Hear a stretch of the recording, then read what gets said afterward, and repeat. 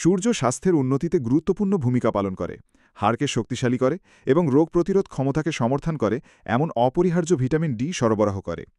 সূর্যের আলোয় বাইরের কার্যকলাপে অংশগ্রহণ কেবল শারীরিক সুস্থতাকেই উৎসাহিত করে না, বরং সামাজিক সংযোগকেও উৎসাহিত করে, মানসিক সুস্থতা বৃদ্ধি করে। কৃষিকাজের জন্য সূর্যের আলো অপরিহার্য, সুস্থ ফসলের বৃদ্ধিকে উৎসাহিত করে এবং বিজ্ঞানীরা উদ্ভিদের স্বাস্থ্য এবং স্থায়িত্বের ওপর এর প্রভাব ক্রমাগত অন্বেষণ করে। শিশুরা সূর্যের আলোয় বাইরের খেলাধুলা থেকে প্রচুর উপকৃত হয়, শক্তি এবং আনন্দ অর্জন করে।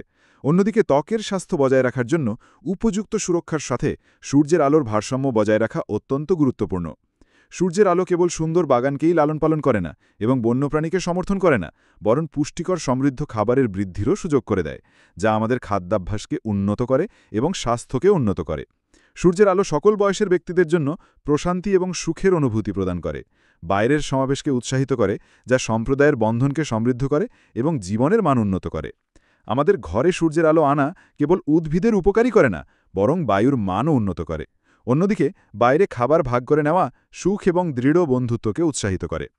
সূর্যের নিচে প্রকৃতির সাথে জড়িত থাকার ফলে দায়িত্ব এবং সৃজনশীলতার অনুভূতি তৈরি হয়, যা ব্যক্তিদের পরিবেশের সাথে গভীরভাবে সংযোগ স্থাপন করতে এবং শৈল্পিকভাবে নিজেদের প্রকাশ করতে দেয়।